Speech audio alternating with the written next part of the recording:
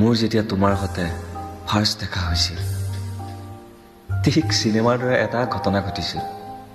তুমি স্কুটিৰ keto on নকৰাকৈ self start কৰি আছিলা আৰু মই কীটো অন কৰি দিছিলোঁ।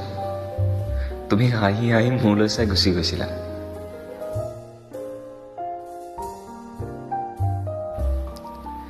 নেক্সট ডে আমি চিনাকি হওঁতে তুমি আগবঢ়াই দিয়া হাতখনত ধৰোঁতে 440 ভল্টৰ কাৰেণ্ট মৰা যেন লাগিছিল। নাছিল যদিও মোৰ নিজা বাইক, তোমাৰ স্কুটিতে আমি ডেটিং গৈছিলোঁ। মনত আছেনে তোমাৰ মই তোমাক কেনেকৈ প্ৰপ'জ কৰিছিলোঁ আৰু কেইজনীয়ে দেখি খুব নেদেখাৰ ভাও ধৰিছিল?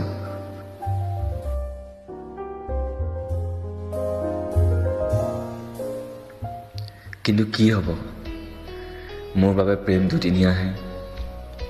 কলেজতে ভাল পোৱা ছোৱালীজনী কলেজতে শেষ।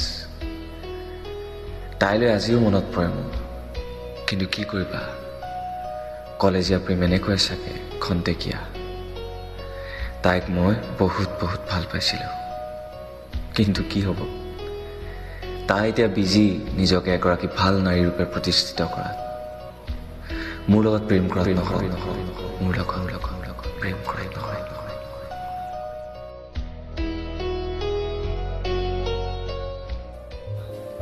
কবি প্ৰাঞ্জল শংকৰ দত্ত, আবৃত্তিকাৰ বাস্তৱ প্ৰীতম বৰা।